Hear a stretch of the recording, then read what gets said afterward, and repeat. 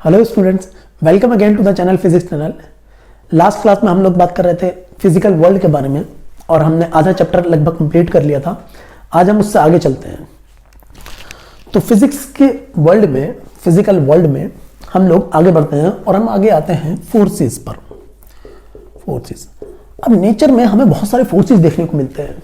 हमेशा से लोगों ने, शुरू से ही लोगों ने फोर्सेस को देखा। ठीक है, मैग्नेटिक फोर्स को देखा जो अपने आप में एक जादू था। ठीक है, इनफैक्ट अभी कुछ ही दिन पहले मैं रोज़ाना शाम को घूमने जाता हूँ, तो मैं स्टेशन पर जाता हूँ अक्सर अपने यहाँ। तो वहाँ पर मुझे एक लड़का बैठा हुआ मिला, तो उसने मुझे बताया कि उसका मोबाइल छीन लिया है कुछ ही लोगों ने और ऐसे ऐसे हो गया है। तो मैंने पूछा भाई कैसे छीन लिया।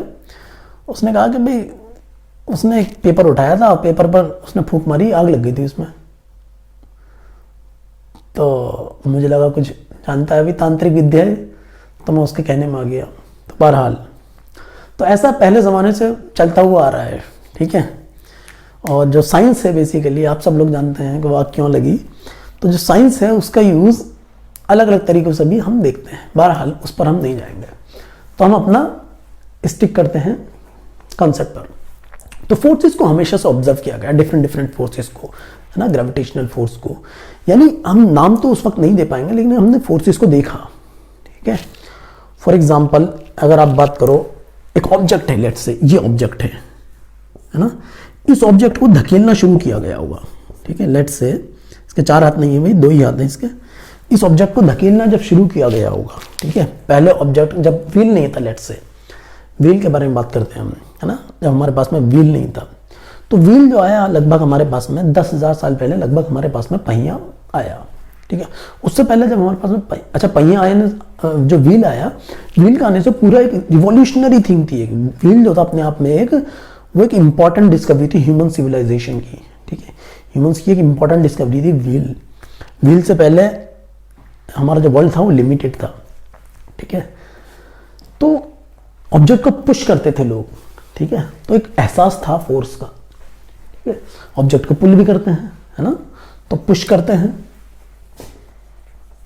पुल करते हैं।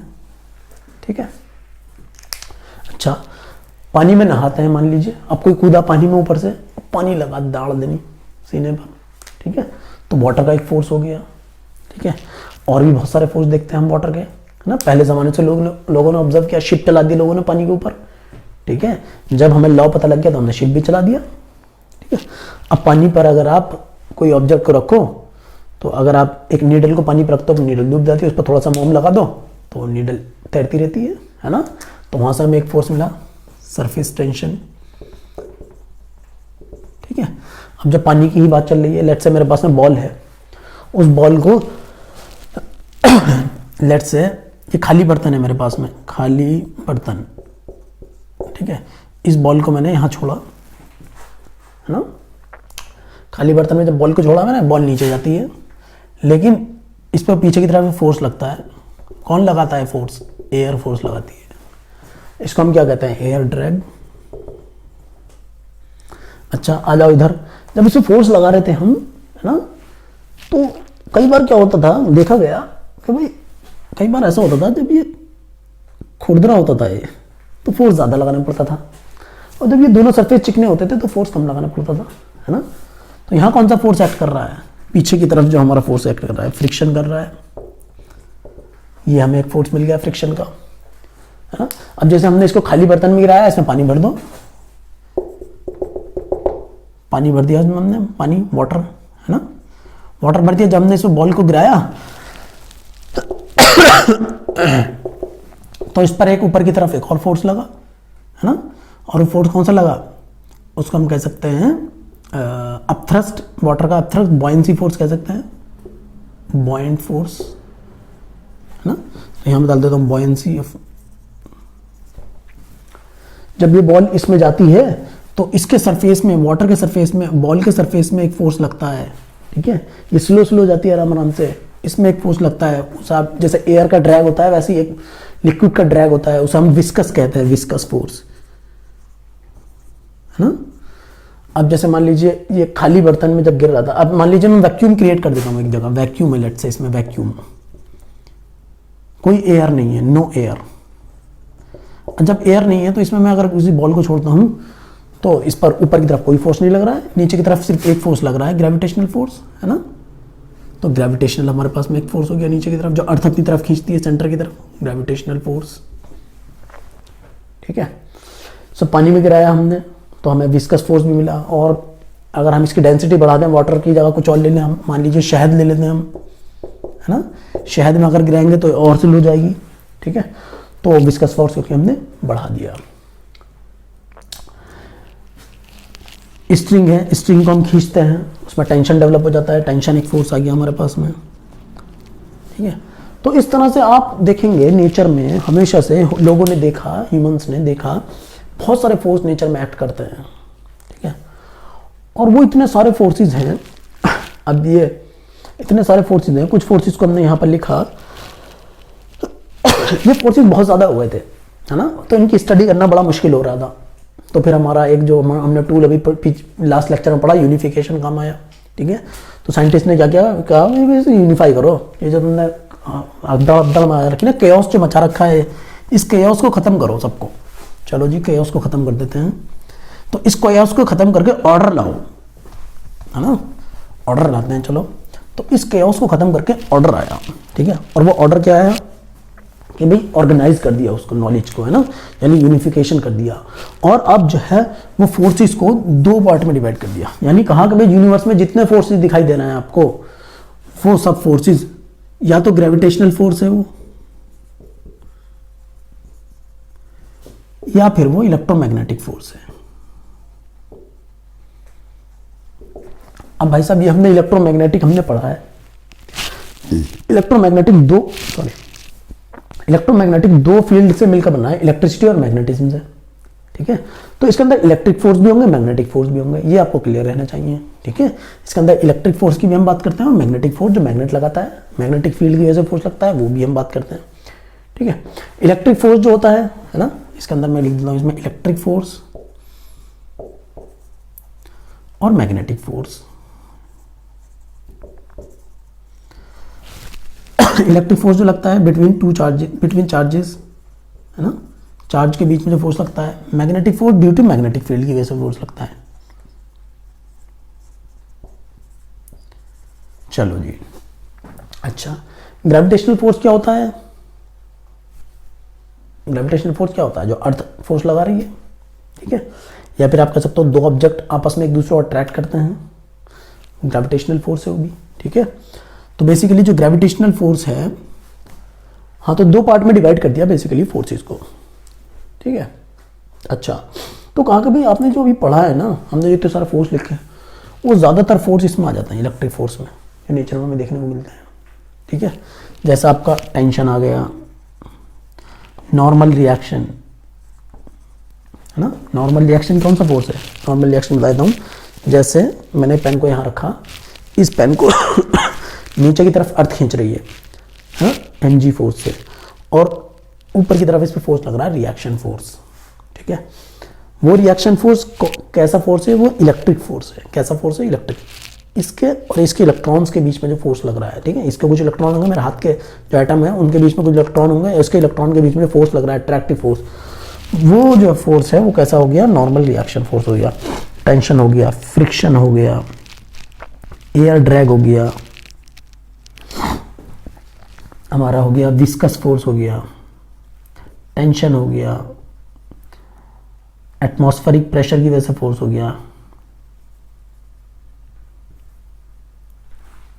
है ना, force due to atmospheric pressure. Atmosphere जो एयर भी तो हम पे फोर्स लगाती है ना। ठीक है। एटमॉस्फेरिक प्रेशर के साथ साथ में फोर्स ड्यू टू वाटर, वो हो गया liquid pressure and so on. तो ये ज़्यादातर फोर्स जो आ गए हमारे इलेक्ट्रिक फोर्सेज में आ गए। नेचर में हमने देखा ज़्यादातर फोर्स जो हमें दिखाई दिए इलेक्ट्रिक फोर्स में। ग्रेविटेशनल फोर्स हमें कहाँ दिखाई दिया? भाई ऑब्जेक्ट नीचे गिरा, मैं यहाँ खड़ा हूँ, ठीक है, मुझ पर जो फोर्स लग रहा है, मेरा जो वेट है, मुझे वेट का एहसास हो रहा है। वो वेट का एहसास मुझे क्यों हो रहा है? क्योंकि मुझ पर फोर्स लग रहा है ग्रेविटेशनल फोर्स। अगर ग्रेविटेशनल फोर्स मुझ पर ना लगे, ठीक है, तो मुझे अपने वेट का एहसास नहीं होगा। है ना, वो वेटलेसनेस होगा। जैसा हम वहाँ जाते हैं स्पेस में तो वहाँ पर ग्रेविटेशनल फोर्स आपने स्पेसशिप में देखा होगा, यूट्यूब पर वीडियोस काफ़ी है, ठीक है। अच्छा, तो वहाँ पर वेट का एहसास नहीं होता है। ओके, तो ग्रेविटेशनल फोर्स हमें यहाँ देखने को मिला ऑब्जेक्ट पर, ऑब्जेक्ट की मोशन, डिफरेंट मोशन में हमें फोर्स मिला। सारी जो दो बॉडी के बीच में फोर्स लगता है ग्रेविटेशनल फोर्स हो गया। कैसे? तो ग्रेविटेशनल फोर्स के बारे में अगर देखो तो ये न्यूटन ने दिया था। ये न्यूटन ने बताया कि दो यूनिवर्स में कोई भी दो ऑब्जेक्ट है जिनका मास, एक का मास m1 एक का मास m2 है, यूनिवर्स में कोई भी दो ऑब्जेक्ट जिनका मास m1 और m2 है, ये दोनों आपस में एक दूसरा अट्रैक्ट कर रहे हैं। ये किसने बताया हमें? ये हमें न्यूटन ने बताया, ठीक है, जिसे हम कहते हैं न्यूटन्स लॉ ऑफ ग्रेविटेशन, ठीक है। अच्छा, अब काफी इंटरेस्टिंग चीज है, देखो देखने में नहीं लगता है कि ये दोनों एक दूसरे को अट्रैक्ट कर रहे हैं, लेकिन कितनी बारीकी है इसके अंदर, लॉ के अंदर। मैंने बताया ना आपसे कि जो फिजिकल लॉज हैं वो छिपे हुए लॉज हैं, ठीक है। उन लॉज को डिस्कवर करने के लिए डीप ऑब्जर्वेशन चाहिए, ठीक है, पेशेंस चाहिए ऑब्जर्व करने के लिए।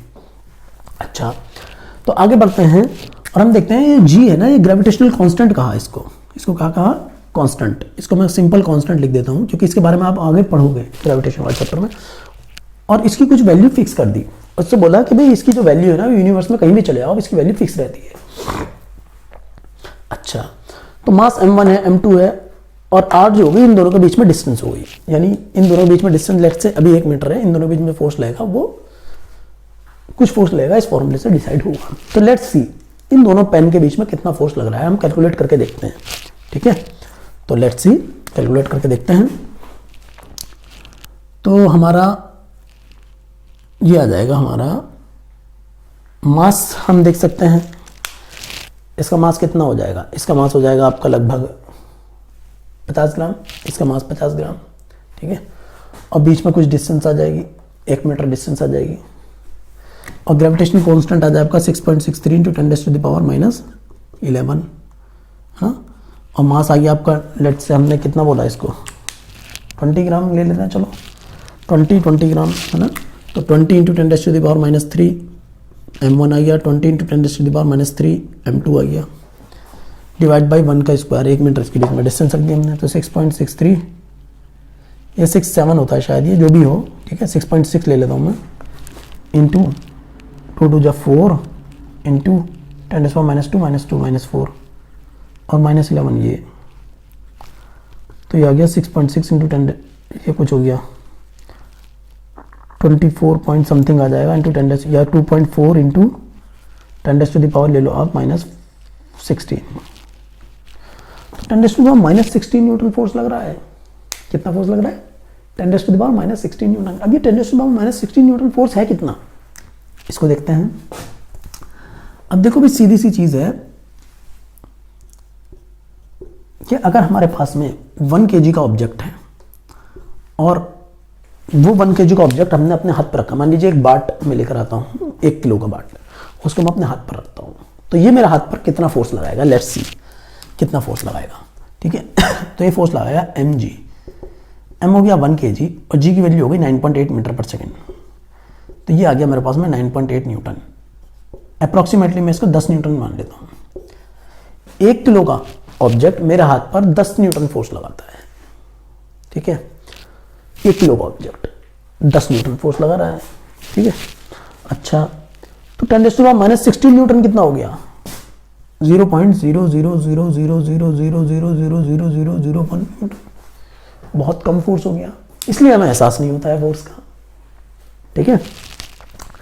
एक बार हम लोग हॉस्टल में बैठे थे और हम लोग मेस में खाना खा रहे थे, तो मेरा एक फ्रेंड था, तो वो मैथमेटिक्स का स्टूडेंट था, वो MSc कर रहा था उस दौरान, तो खाना खाते खाते चुप हो गया। तो उसने मेरे आगे 2 गिलास रख दिए, बोला यार न्यूटन्स लॉ ऑफ ग्रेविटेशन तो मैंने पढ़ा है क्लास 12 में। बोला हाँ ठीक है पढ़ा है आपने। बोला ये दोनों चिपक क्यों नहीं रहे गिलास, दोनों के बीच में फोर्स लग रहा है, दोनों एक दूसरे को अट्रैक्ट कर रहे हैं, ये चिपक क्यों नहीं रहे हैं, ठीक है। तो उसका रीजन ये है कि क्योंकि फोर्स जो है वो बहुत ज़्यादा कम लग रहा है, बहुत ज़्यादा कम फोर्स लग रहा है। अब इसी केस में अगर आप एक ऑब्जेक्ट को अर्थ ले लो, अर्थ का मास बहुत ज़्यादा है, तब ये पावर कम हो जाएगी और फोर्स कुछ आ जाएगा। जैसे 1 किलो का जो ऑब्जेक्ट है 1 किलो का हो गया, ठीक है। m2 हो गया आपका 1 kg और ये हो गया आपका मास ऑफ अर्थ, उस केस में जो फोर्स आएगा वो 9.8 न्यूटन आएगा। ठीक है, उस केस में अगर आप कैलकुलेट करते हो, मास ऑफ अर्थ आप टेबल में से देख लेना, 1 किलो का मास लेना, उनके बीच में कुछ डिस्टेंस ले लेना। डिस्टेंस कितनी आएगी? डिस्टेंस आएगी आपकी कितनी, ये अर्थ है हमारे पास में और यहाँ पर हमने मास रखा है कहीं, तो डिस्टेंस ये 6400 किलोमीटर के लगभग आ जाएगी। डिस्टेंस आप ये रखना 6400 किलोमीटर, फिर किलोमीटर को आप मीटर में बनाना, फिर यहाँ पुट करना।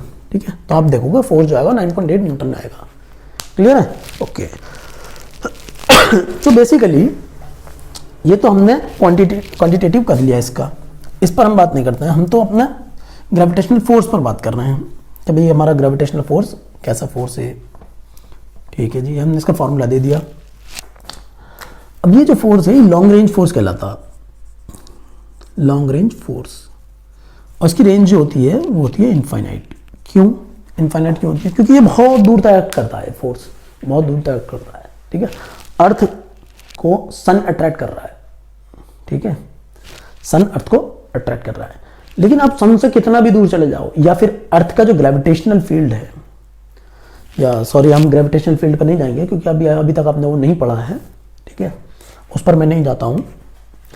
कहने का मतलब है अर्थ हर चीज को अपनी तरफ खींचती है। ठीक है, ऐसा समझते हैं, अर्थ हर चीज को अपनी तरफ खींचती है। अर्थ से मैं इतनी दूर चला गया उसको भी खींचेगी, यहाँ चला गया उसको भी खींचेगी, यहाँ चला गया उसको भी खींचेगी, कितनी भी दूर चले जाओ उसको खींचेगी। हाँ, फोर्स कम होता रहेगा। जैसे यहाँ अगर फोर्स 1 न्यूटन लग रहा है तो यहाँ हो जाएगा 0.2 न्यूटन, यहाँ हो जाएगा 0.001 न्यूटन, है ना। फिर और दूर जाओगे 0.0000, और दूर जाओगे 0.000, होता रहेगा, लेकिन कभी जीरो नहीं होगा पूरा, है ना। 0.000 चलता रहेगा, वो चाहे 10⁻⁻ कितनी भी हो।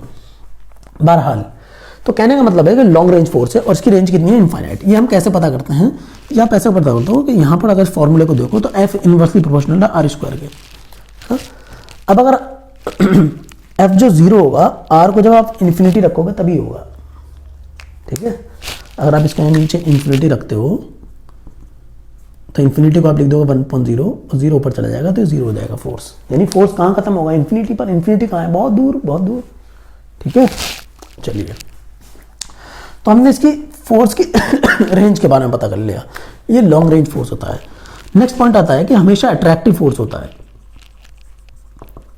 दो ऑब्जेक्ट आपस में हमेशा एक दूसरे को अट्रैक्ट करते हैं, कभी रिपेल नहीं करते हैं। ठीक है, ग्रेविटेशनल फोर्स अगर लग रहा है दो ऑब्जेक्ट के बीच में तो आपस में एक दूसरे को अट्रैक्ट करते हैं। ठीक है, तो ये फोर्स हमेशा अट्रैक्टिव फोर्स होता है। ओके, अब मैं जरा ये हटा देता हूं, हम बात करते हैं हम इलेक्ट्रोमैग्नेटिक फोर्स के बारे में। ठीक है, इलेक्ट्रोमैग्नेटिक फोर्स के बारे में हम इलेक्ट्रिक फोर्स को ले लेते हैं, है ना। अच्छा, ये जो लगता है, ये जो फोर्स लगता है ड्यू टू मासेस, मास की वजह से फोर्स लगता है। ठीक है, तो बॉडी में जब मास होता है वो दोनों दूसरों को आपस में अट्रैक्ट करते हैं। मास बढ़ गया तो फोर्स भी बढ़ जाएगा। ठीक है, इलेक्ट्रिक फोर्स जो लगता है ये ड्यू टू चार्ज लगता है, बिटवीन चार्जेस। ये चार्ज के बीच में फोर्स लगता है। इलेक्ट्रिक फोर्स कैसे लगता है? ये पेन है मेरे पास में, इस पेन को मैंने अपना हाथ पर पकड़ा कुछ देर, फिर उसके बाद में पेपर के टुकड़े के पास ले जाता हूँ। ये पेपर के छोटे छोटे टुकड़ों को अपनी तरफ अट्रैक्ट कर लेता है। ठीक है, तो वो कौन सा फोर्स है? वो इलेक्ट्रिक फोर्स है। हुआ क्या है? हुआ ये है कि इलेक्ट्रॉन कुछ यहाँ से यहाँ चलेगा, लेट से, तो इसके पास में पॉजिटिव चार्ज आ गया, अब ये दूसरी चीज़ों को अट्रैक्ट कर रहा है। ठीक है, तो ये हो गया हमारा फोर्स बिटवीन चार्जेस। ये जो force between two charges, electric force जो दिया वो कूलम ने दिया। ये आप क्लास 12 में पढ़ेंगे। कूलम ने कहा कि भाई ये जो फोर्स है के Q1 Q2 अपॉन R² के बराबर है। इस के को बोला स्पेस कांस्टेंट। ठीक है, इसके बारे में डिटेल में स्टडी आप क्लास 12 में करोगे। इसकी वैल्यू देख लो, के की जो वैल्यू है वो 9 × 10⁻9 है। अगर आप यूनिट भी देखो तो न्यूटन मीटर स्क्वायर पर कूलम स्क्वायर।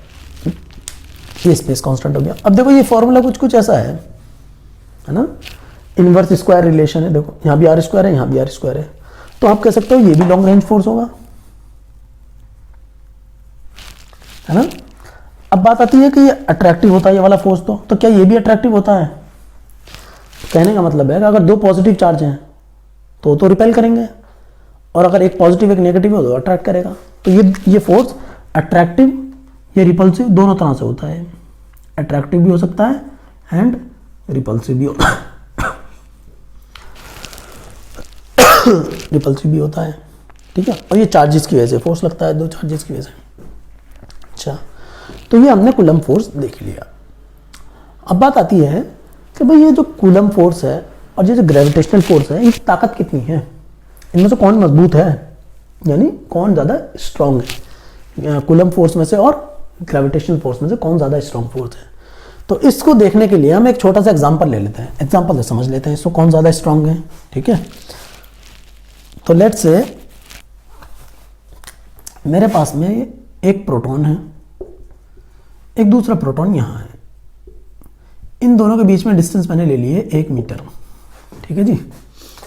प्रोटॉन का जो मास होता है वो होता है 10⁻⁻27 kg का ऑर्डर का, ठीक है। मैं सिंप्लीफाइड फॉर्म में लिख रहा हूँ। प्रोटॉन का जो चार्ज होता है, चार्ज ऑफ प्रोटॉन QP लिख देता हूँ इसको, ये होता है 10⁻⁻19 के ऑर्डर का, ठीक है। पूरा मैं नहीं लिख रहा हूँ, सिर्फ ऑर्डर लिख रहा हूँ ताकि हमारी कैलकुलेशन आसान रहे। तो लेट्स सी ग्रेविटेशनल फोर्स कितना लग रहा है। Gravitational force Fg is equal to 6.67 into, हाँ इसको हटा देता हूँ, ये आ गया G m1 m2 over R square.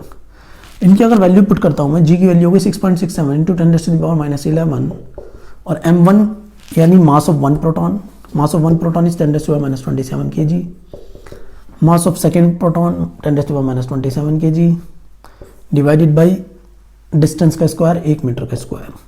तो ये आ गया 6.67 इंटू 10⁻⁻27 54 54 और 10 50 64 65 हो गया न्यूटन। तो ये आ गया हमारा ग्रेविटेशनल फोर्स, ठीक है जी।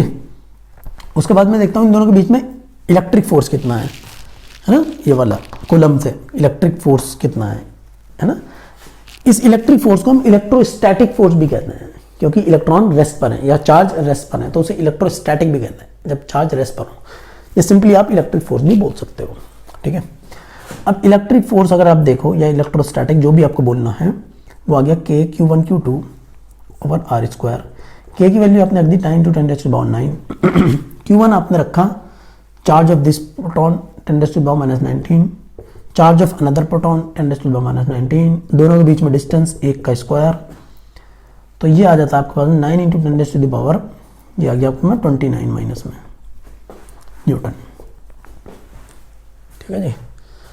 तो अब देख लो आप Fe अपॉन Fg अगर आप करो तो Fe हो गया 9 × 10⁻⁻29, Fg हो गया आपका 6.6 ले लेता हूँ मैं इसको 10⁻⁻65, तो ये आ गया लगभग 9, ये हो जाएगा 3/2 इंटू 10⁻65 में से 29 गए 6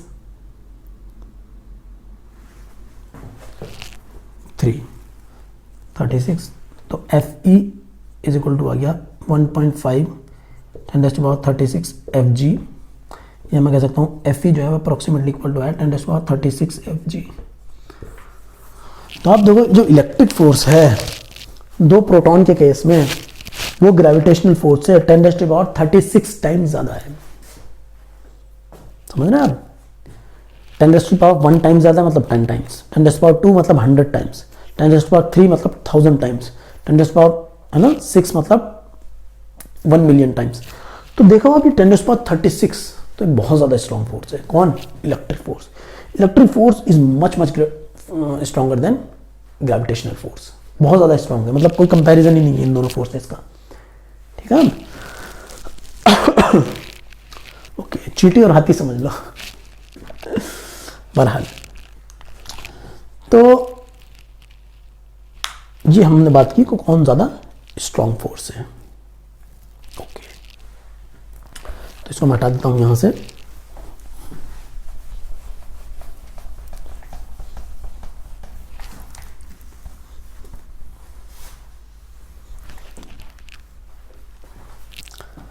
अच्छा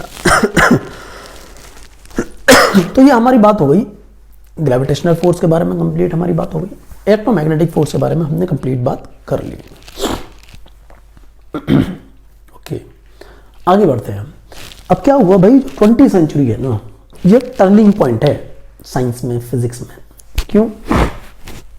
क्योंकि जो 20वीं सेंचुरी का जो स्टार्टिंग थी उसमें जो डिस्कवरीज हुई हैं, एटम की जो डिस्कवरी हुई है ना, और उसके बाद जो एक पूरी फिजिक्स, मॉडर्न फिजिक्स या क्वांटम मैकेनिक्स जो आप बोलते हो, ये पूरी आई है मॉडर्न फिजिक्स, इसने रिवॉल्यूशनाइज कर दिया पूरे वर्ल्ड को, है ना। इस फिजिक्स के रिवॉल्यूशन की वजह से, फिजिक्स में जो रिवॉल्यूशन हुआ उसकी वजह से फिजिक्स के जो अदर सब्जेक्ट्स थे, फिजिक्स से जो टच अदर सब्जेक्ट्स थे, बायोलॉजी, केमिस्ट्री और जो अदर फील्ड्स थे, सब में रिवॉल्यूशन आया। ठीक है, क्यों? क्योंकि बायोलॉजी में हमें बेहतर इंस्ट्रूमेंट मिल गए ऑब्जर्व करने के लिए। ठीक है, एक्सरे है और भी बहुत सारी चीज़ें हैं। ठीक है, तो इसने सभी फील्ड में एडवांसमेंट हुआ इस डिस्कवरी से। तो जो फोर्स की जब हम बात करते हैं, जो 20वीं सेंचुरी की स्टार्टिंग हुई, तो भाई साहब जब एटम के बारे में बात हुई, एटम के बारे में जब बात हुई, तो एटम को बोला गया कि भाई जो एटम है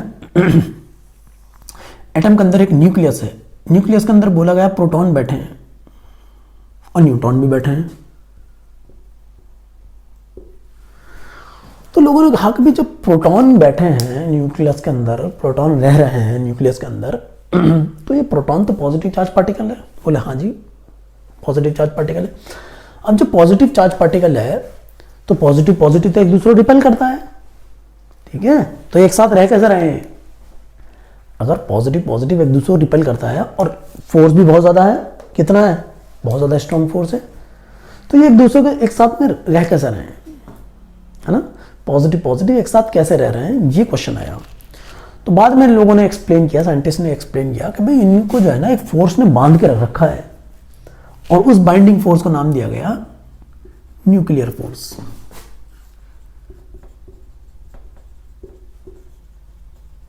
ठीक है, ये न्यूक्लियर फोर्स कैसा फोर्स है? बाइंडिंग फोर्स है। बाइंडिंग क्यों बोल रहा हूं मैं? कि इसने न्यूक्लियस को बांध के रख रखा है, ऐसा बोल सकते हो आप कि ये बाइंडिंग फोर्स है, न्यूक्लियस को इसने बांध के रख रखा है। ठीक है जी, अच्छा। तो फिर लोगों ने पूछा कि भाई इसकी प्रॉपर्टीज क्या हैं, इसका फॉर्मूला बताओ। अच्छा, पूछा गया कि भाई ये ऐसा फॉर्मूला दो इसका, जैसा तुमने ये फॉर्मूला दिया है, इसका फॉर्मूला दो। तो कहा भाई इसका कोई सिंपल, कोई इजी, कोई ऐसा फॉर्मूला है नहीं। ठीक है, नो इजी फॉर्मूला इसका कोई इजी फॉर्मूला नहीं है इस तरह का। अच्छा, तो कहा कि भाई और कुछ इसकी प्रॉपर्टी बताओ। तो इसकी प्रॉपर्टी हम ये बता सकते हैं कि भाई ये भेदभाव कर नहीं करता फोर्स। कैसा भेदभाव? कि किसी पर चार्ज है या नहीं है, भेदभाव नहीं करता। ठीक है, तो ये चार्ज पर डिपेंड नहीं करता है, दैट मीन्स। ठीक है,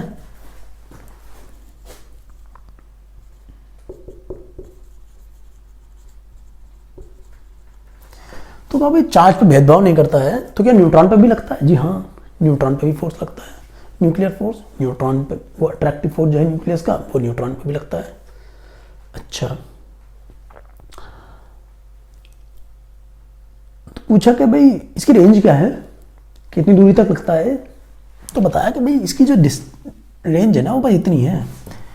अगर प्रोटॉन बहुत ज़्यादा हो गए, मान लीजिए ज़्यादा प्रोटॉन हो गए, 100 प्रोटॉन हो गए, 150 प्रोटॉन हो गए, तो टूट जाएगा न्यूक्लियस। जिसे हम न्यूक्लियस ब्रेक होता है, हम स्टडी करेंगे क्लास 12 में इसके बारे में। तो कहा भी इसकी जो रेंज होती है ना, वो अप्रॉक्सीमेटली 10⁻15 मीटर होती है, जो न्यूक्लियस की रेडियस है, इतनी रेंज होती है इसकी। अच्छा जी, पूछा भाई स्ट्रॉन्ग कितना है? तो बोला गया कि भाई सबसे ज़्यादा स्ट्रॉन्ग है, स्ट्रॉन्गेस्ट फोर्स इन नेचर। अच्छा भी पूछा गया कि क्या भी इलेक्ट्रिक फोर्स से भी ज़्यादा स्ट्रॉन्ग है? इलेक्ट्रिक फोर्स तो बहुत ज़्यादा स्ट्रॉन्ग फोर्स है, कि भी इलेक्ट्रिक फोर्स से भी ज़्यादा स्ट्रॉन्ग है। कितना स्ट्रॉन्ग है? इलेक्ट्रिक फोर्स से ये 100 टाइम्स ज़्यादा स्ट्रॉन्ग है। कितना? 100 टाइम्स। ठीक है, अच्छा जी। तो इस न्यूक्लियर फोर्स का नाम दिया गया स्ट्रॉन्ग न्यूक्लियर फोर्स, क्योंकि स्ट्रॉन्ग था, बहुत ज़्यादा स्ट्रॉन्ग था, तो इसको स्ट्रॉन्ग और लगा दिया। न्यूक्लियस में था तो न्यूक्लियर दे दिया इसको, न्यूक्लियर फोर्स। ठीक है जी, अच्छा। अब इसके बाद में और डिस्कवरी हुई और हमें पता लगा एक और फोर्स के बारे में। ठीक है, होता क्या है, जब पार्टिकल डीके होते हैं, जब न्यूक्लियस डीके होता है, ठीक है, तो पार्टिकल रिलीज होता है, उसमें से पार्टिकल निकलते हैं। तो उन वो पार्टिकल आपस में कुछ फोर्स लगाते हैं, इंटरैक्शन फोर्स होता है। ठीक है, उस इंटरैक्शन फोर्स को कहा कि भाई ये कौन सा फोर्स है? ना तो वो ये था, ना ये था, ना ये था। ठीक है, तो उसको एक नया नाम दिया गया, वो भी न्यूक्लियर फोर्स था। ठीक है, लेकिन वो इससे बहुत ज़्यादा वीक फोर्स था, तो इसको वीक न्यूक्लियर फोर्स कह दिया गया। कहाँ लगता है? तो during radiative decay, particularly beta decay, उस दौरान ये पार्टिकल के इंटरैक्शन में फोर्स लगता है। तो आज के टाइम में हमारे पास में जो नए यूनिवर्स में फोर्सेस हैं, उन सारे फोर्सेस को हम इन 4 फोर्स के अंडर में ला सकते हैं। ये 2 फोर्स तो हमें क्लियरली दिखाई देते हैं लगते हुए, ये न्यूक्लियस में होता है इसलिए हमें दिखते नहीं है। ये न्यूक्लियर फोर्स कहलाता है, स्ट्रॉन्ग न्यूक्लियर और वीक न्यूक्लियर। ठीक है जी, ओके। अच्छा, अब पूछ लिया जाता है कि भाई इनकी स्ट्रेंथ बताओ, कौन सबसे ज़्यादा स्ट्रॉन्ग है, कौन सबसे ज़्यादा वीक है। ठीक है, तो जो इलेक्ट्रोमैग्नेटिक फोर्स है, एफ इलेक्ट्रोमैग्नेटिक, सबसे पहले आता है strong nuclear force, F strong nuclear, ये सबसे बड़ा फोर्स है। इससे छोटा फोर्स आता है कम स्ट्रेंथ का electromagnetic force, F E M. इससे छोटा आता है weak nuclear force, F weak nuclear. और इससे छोटा आता है सबसे वीक फोर्स है ग्रेविटेशनल।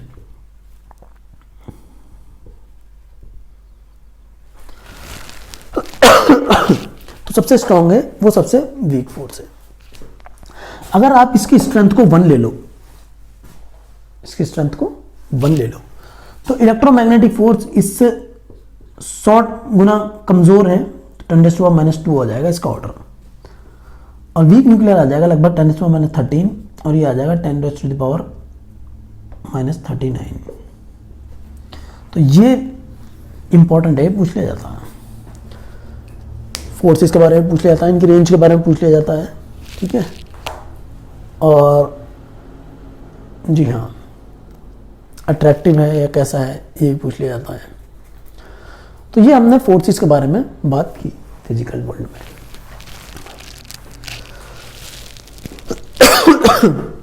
फोर्सेस के बाद में हम कुछ स्पेशल लॉज देखते हैं। ये लॉज कैसे स्पेशल लॉज हैं? ठीक है, नेचर में बहुत सारी ऐसी फिजिकल क्वांटिटीज हमें देखने को मिली है ना, जिनको हमने देखा कि वो कांस्टेंट रहती हैं। कोई भी प्रोसेस हो उसमें कांस्टेंट रहती हैं, चेंज नहीं होती है। चेंज नहीं होती है नहीं कह सकते, तो उनको कहा गया, चेंज नहीं बोलेंगे हम उसको, ऐसा बोलते हैं कि वो कांस्टेंट रहती हैं। ठीक है, ये मान के चलते हैं कि वो फिजिकल क्वांटिटीज की जो मैग्नीट्यूड है या जो उनकी वैल्यू है वो उतनी ही रहती है। लेट्स सी, इसको समझते हैं थोड़ा सा कि कैसे वो सेम रहती हैं। तो एक वर्ड होता है कंजर्व करना, यानी किसी को बचाए रखना, किसी चीज़ को। ठीक है, तो उस वर्ड से बना हमें कंजर्वेशन। ठीक है, तो इसको कहा गया कंजर्वेशन, और उन लॉज को कहा गया कंजर्वेशन लॉज। यानी वो लॉज, कौन से लॉज, जिनमें वो जो क्वांटिटी है वो कंजर्व रहती है, उसकी वैल्यू कंजर्व रहती है, यानी बदलती नहीं है। कैसे नहीं बदलती है जी? ऐसा नहीं बदलती है कि आपके पास में पहाड़ों पर पानी भरा हुआ है ना, पहाड़ों पर पानी भरा हुआ, आपने डैम बना दिया, वहाँ डैम बनाया तो उस पानी के पास में, पानी जो है वो हाइट पर है ना। अब हाइट पर जो पानी होता है उसके पास में पोटेंशियल एनर्जी होती है। ठीक है, पोटेंशियल एनर्जी अभी तक हमने पढ़ी है mgh। तो जो हाइट पर जो कोई ऑब्जेक्ट होता है, मान लीजिए ये ऑब्जेक्ट है, ये इस हाइट पर है, 1 मीटर की हाइट पर है, तो इसके पास में पोटेंशियल एनर्जी होगी mgh। अगर मैं इसको गिराऊंगा नीचे तो ये आवाज करेगा, वो पोटेंशियल एनर्जी कन्वर्ट हो गई साउंड एनर्जी में। ठीक है, ओके। अब वो जो पानी है उसको अगर मैं टरबाइंस पर गिरा दूं तो टरबाइंस के ब्लेड घूम जाते हैं, उससे हम इलेक्ट्रिसिटी बना लेते हैं। ठीक है, तो हमने पोटेंशियल एनर्जी को जो वाटर में थी उसको हमने इलेक्ट्रिकल एनर्जी में कन्वर्ट कर लिया, तो एनर्जी कन्वर्ट हो गई। तो हमें जो लॉ मिलता है वो मिलता है energy conservation.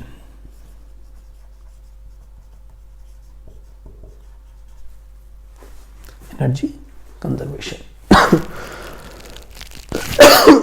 Energy conservation law. ये लॉ कहता है कि एनर्जी को ना तो आप बना सकते हो ना तो आप क्रिएट कर सकते हो और ना ही डिस्ट्रॉय कर सकते हो, ना ही उसे ख़त्म कर सकते हो। सिर्फ एक फॉर्म से दूसरी फॉर्म में आप कन्वर्ट कर सकते हो। ये हमें बेसिकली एक एनर्जी कंजर्वेशन लॉ बताता है, ये आपने पहले भी पढ़ा होगा। ओके, आगे बढ़ते हैं। आगे देखा गया, मान लीजिए आप कैरम खेल रहे थे, ठीक है,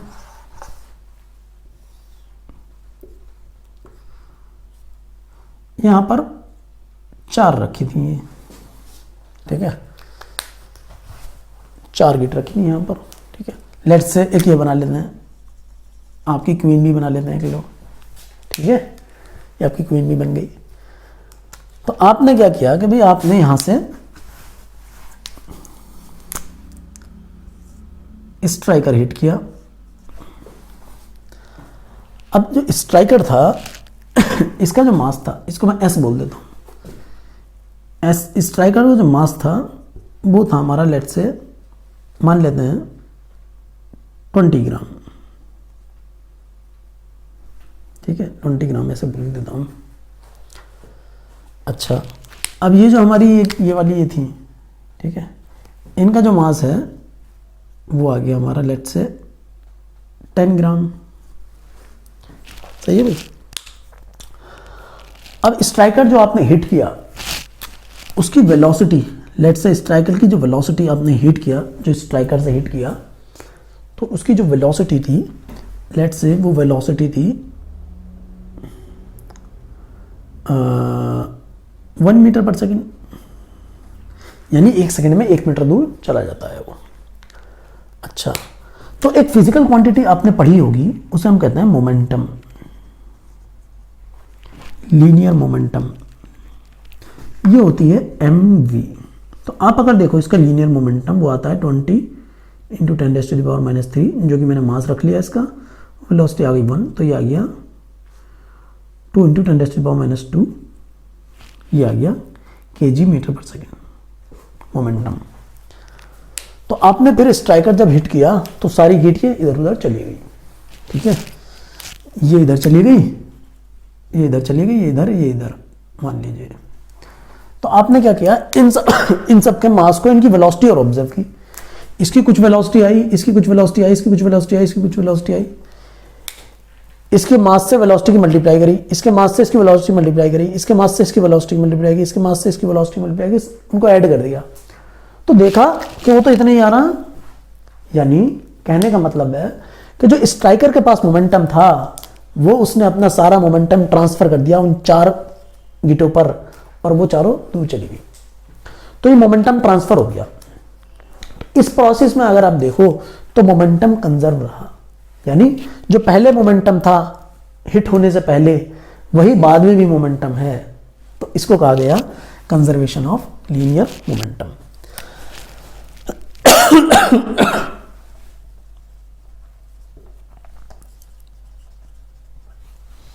इसको कहा गया लीनियर मोमेंटम कंजर्वेशन, ठीक है जी। ओके, नेक्स्ट हमें एक और क्वांटिटी मिलती है, एंगुलर मोमेंटम।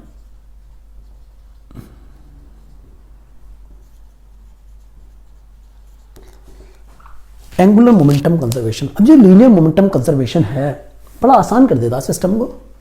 देखो, जब आपने स्ट्राइकर हिट किया, हमें नहीं पता कौन कौन से फोर्सेस लग रहे हैं, 2 कार आपस में टकराई, हमें नहीं पता कौन कौन से फोर्सेस लग रहे हैं, ठीक है, लेकिन आप एक प्रॉब्लम सॉल्व कर सकते हो, ठीक है। आपको इसका मास, इसकी वेलोसिटी दे दी, और 3 का मास और 3 की वेलोसिटी और दे दी, और 1 की वेलोसिटी पूछ ली, आप निकाल सकते हो, ठीक है, क्योंकि मोमेंटम कंजर्व है, निकाल सकते हो आप इसको। आप देखो बहुत इंटरेस्टिंग है ये, ठीक है। आप बुलेट चलाते हो फिर, है ना, आप देखोगे बुलेट, गन बुलेट सिस्टम वाली आप प्रॉब्लम करोगे, बहुत आसान प्रॉब्लम है, मोमेंटम कंजर्व करो, सिंपली प्रॉब्लम सॉल्व हो गई, ठीक है। तो ये एक बहुत इंटरेस्टिंग टूल है प्रॉब्लम को सॉल्व करने का, है ना। एक प्रॉब्लम आप देखो, टाइगर आ रहा है दूर से, है ना, हमारे पास में गन है, अब कितनी गन चलाएं कि वो टाइगर गिर जाए।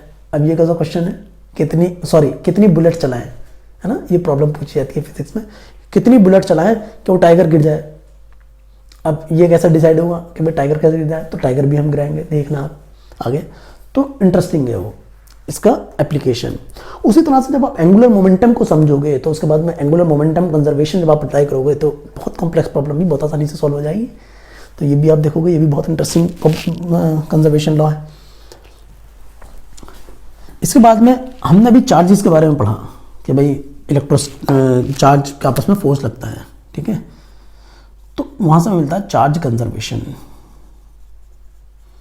चार्ज कंजर्वेशन कहता है कि भाई चार्ज को आप क्रिएट नहीं कर सकते हैं और ना ही खत्म कर सकते हो, ठीक है। ना तो डिस्ट्रॉय कर सकते हो ना क्रिएट कर सकते हो, सिर्फ एक जगह से दूसरी जगह ट्रांसफर कर सकते हो। कैसे? मैंने अपने हाथ पे इसको रगड़ा तो इस पर पॉजिटिव चार्ज आ गया, दैट मीन्स इलेक्ट्रॉन इधर से इधर चले गए। अब वो इलेक्ट्रॉन मैं हाथ यहां रखूं तो यहां चले जाएंगे, लेकिन टोटल तो चार्ज उतना ही रहा, ठीक है भाई, टोटल चार्ज तो उतना ही रहा। इलेक्ट्रॉन, 2 इलेक्ट्रॉन यहां से यहां चले गए, यहां से यहां चले गए, लेकिन यूनिवर्स में ओवरऑल तो चार्ज उतना ही रहा, ठीक है। तो दिस इज चार्ज कंजर्वेशन। इसके बाद में एक और कंजर्वेशन लॉ जो कि हम कहते हैं उसको मास कंजर्वेशन, कि मास कंजर्व होता है, ना तो आप क्रिएट कर सकते हो ना डिस्ट्रॉय कर सकते हो। तो उसके बाद में हमने देखा कि भाई जो मास है, जब मैं 20th सेंचुरी में डिस्कवरी हुई न्यूक्लियस के बारे में हमें पता लगा, न्यूक्लियर फोर्स के बारे में पता लगा, और न्यूक्लियर फोर्स इतना स्ट्रांग फोर्स है तो उसकी मदद से उसमें जो एनर्जी है वो बहुत ज़्यादा एनर्जी है, और उसकी वजह से हमने न्यूक्लियर बॉम्ब बनाया, ठीक है। तो हमने देखा कि मास को हमने एनर्जी में कन्वर्ट कर दिया, ठीक है, यानी मास को हमने खत्म कर दिया। मास can be converted into energy. तो यहाँ से जो मास कंजर्वेशन वाला प्रिंसिपल है अब हम इसे नहीं पढ़ेंगे, क्योंकि मास को हमने एनर्जी में बदल दिया, ठीक है, मास को हमने डिस्ट्रॉय कर दिया। तो आइंस्टीन ने जब हमें इसके बारे में बता दिया तो उस प्रिंसिपल को हम छोड़ देते हैं अब यहाँ पर कंजर्वेशन लॉ को, ठीक है। सो ये हो गए हमारे कंजर्वेशन लॉस। इन कंजर्वेशन लॉस को हम देखेंगे फिजिक्स में, इनको हम स्टडी करेंगे और इनको हम देखेंगे कि किस तरह से इनकी मदद से हम प्रॉब्लम सॉल्व कर सकते हैं। एनर्जी कंजर्वेशन आपने पहले भी यूज़ किया होगा, आगे भी आप देखेंगे किस तरह से हम एनर्जी कंजर्वेशन का यूज़ करके प्रॉब्लम को आसानी से सॉल्व कर सकते हैं। आगे बढ़ते हैं। आगे हमें मिलती है सिमेट्री। सिमेट्री हम सब समझते हैं, सिमेट्री क्या होता है, कोई चीज़ सिमेट्रिक है कैसे है ना। जैसे आप इस फ्लावर को देखिए, सिमेट्रिक है ना, जैसा ऊपर है वैसा नीचे है, जैसा इधर है वैसा उधर है। लेफ्ट राइट सिमेट्री है, अप डाउन सिमेट्री भी है, इसको हम बोल सकते हैं, ठीक है। उसी तरह से आप देखिए, ये मैंने एक पत्ता बना दिया, अच्छा बना नहीं बना, सही बन गया वैसे तो, है ना, सिमेट्रिकल होता है। ये कट भी सिमेट्रिकल होता है ना। यहाँ इस तरह से ये होती है, सिमेट्री है ना। ओके, शेप देखिए आप किसी प्लैनेट की, सिमेट्रिकल है ना, स्फेरिकल। आप देखिए ट्री को देखिए आप, सिलेंड्रिकल होता है, सिमेट्री है, ठीक है। तो आप देखेंगे नेचर में जो हमें चीज़ें मिलती हैं वो अक्सर सिमेट्रिकल चीज़ें मिलती हैं, है ना। ह्यूमन बॉडी को देखिए आप, है ना, human body left right symmetry होती है, जैसा इधर पार्ट है वैसा ही उधर पार्ट है ना, लेफ्ट राइट सिमेट्री है, 2 हाथ हैं, ठीक है। तो हमारे एक टीचर थे, वो कहा करते थे नेचर लव सिमेट्री।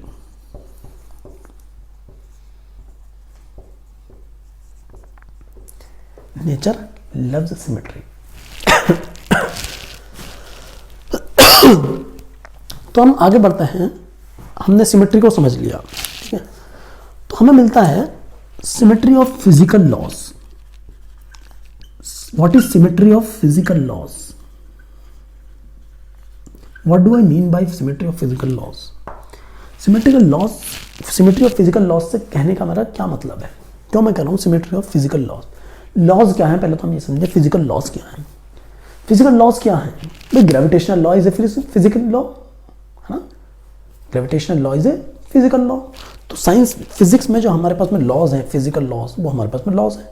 तो उसको बता सिमेट्री है इनमें। अब क्या सिमेट्री है उन फिजिकल लॉज में? लेफ्ट राइट सिमेट्री नहीं जी, ऐसी कोई सिमेट्री नहीं जी, उसमें सिमेट्री अलग सिमेट्री है। उस सिमेट्री को आप समझो कैसी सिमेट्री होती है। तो इन फिजिकल लॉज की जो पहली सिमेट्री आती है, अच्छा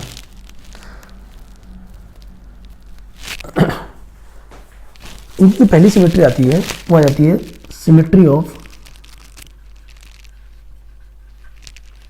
स्पेस ट्रांसलेशन। अब इसको देखिए, आसानी से समझिए आप आराम से समझ में आएगा आपको, ठीक है। स्पेस ट्रांसलेशन का क्या मतलब है? स्पेस ट्रांसलेशन यानी ट्रांसलेट करना, ठीक है। यानी अगर मैं इन दो पेन के बीच में फोर्स अर्थ पर देखता हूं तो 1 न्यूटन लगा, मान लेते हैं इन दोनों के बीच में फोर्स 1 न्यूटन लगता है। इन दोनों को अगर मैं मार्स पर लेकर चले जाऊं तो वहां भी इन दोनों के बीच में फोर्स 1 न्यूटन ही रहेगा। अगर मैं इसको मून पर लेकर चले जाऊं तो इन दोनों के बीच में फोर्स वहां भी 1 न्यूटन ही रहेगा। This is called space translation.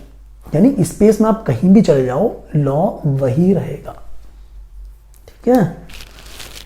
तो मैं कह सकता हूं यहां पर, तो हम कह सकते हैं there is no preferred location in space. Space में कोई भी प्रिफर्ड लोकेशन नहीं है जहां पर लॉज लगेंगे वहां नहीं लगेंगे। लॉज हर जगह अप्लाई होंगे, यूनिवर्सल है, ठीक है। Symmetry of space translation. दूसरा आता है मेरा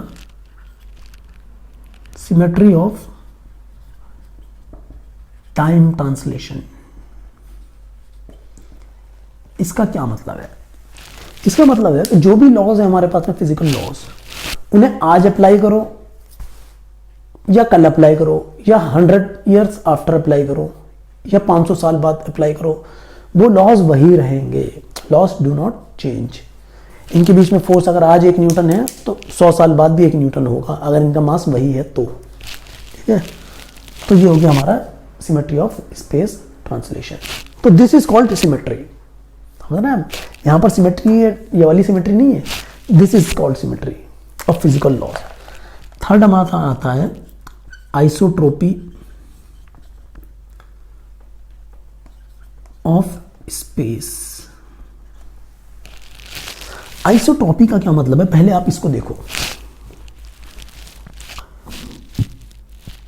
आइसोट्रोपी का जो मतलब होता है, मैं यहां लिखता हूं इसको,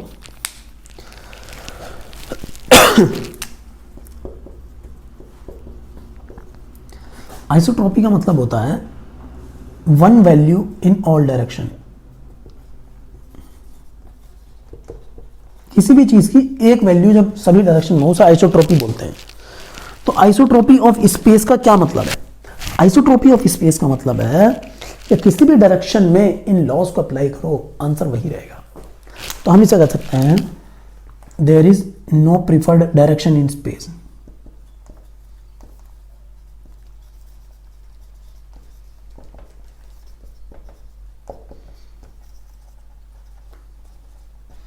There is no preferred direction in space. Okay, आगे बढ़ते हैं तो हमें मिलती है space time symmetry.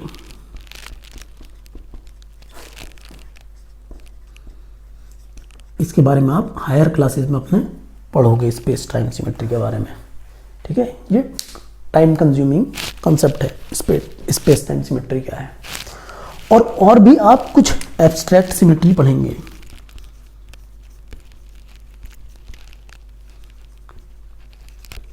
Abstract symmetry कैसे पढ़ेंगे आप?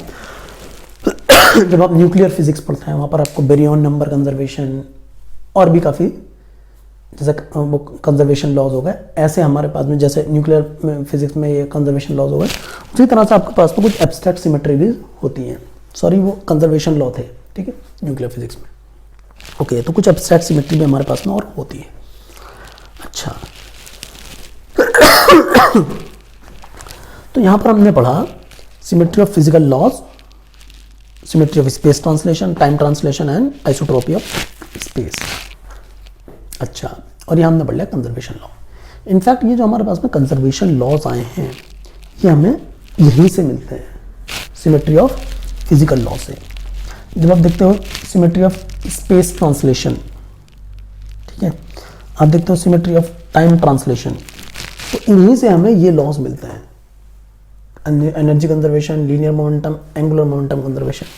For example isotropy of space से हमें ये मिलता है, angular momentum conservation. Symmetry of space time से हमें मिलता है ये linear momentum conservation. Symmetry of time translation से हमें मिलता है energy conservation and so on. ठीक है, सो ये हमने यहाँ पर कंजर्वेशन लॉज और सिमेट्री ऑफ फिजिकल लॉज को पढ़ लिया, सिमेट्री भी हमने अच्छे से समझ लिया। So this was all about chapter 1 which was physical world. So in the next chapter we will start about chapter 2। Chapter 2 हम स्टार्ट करेंगे। सो मिलते हैं, तब तक के लिए good bye and thank you.